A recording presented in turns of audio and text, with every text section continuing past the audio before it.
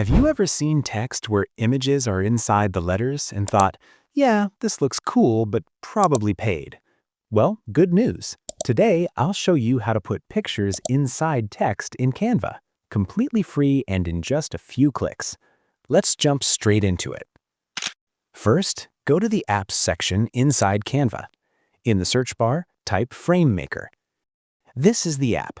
Click on it and install. If you're a regular viewer of this channel, you already know this app.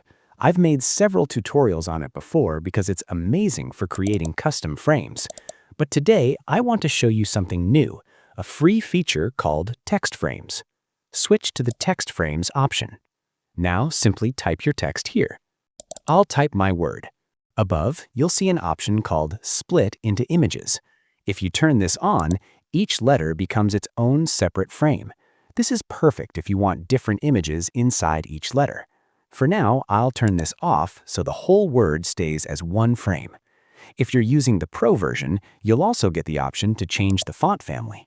Let's scroll and choose a cool font.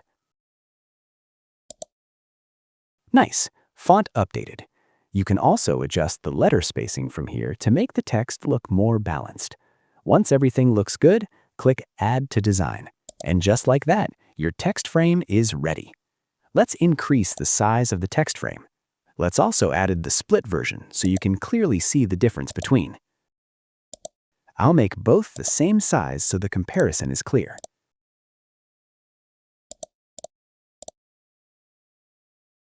Now comes the fun part, adding images.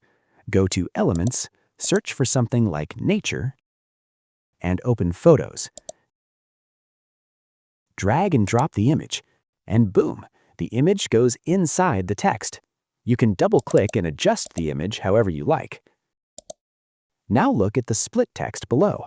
Here you can add different images to different letters, like this, and this, and this. This gives a really creative and professional look. Personally, I love this new update.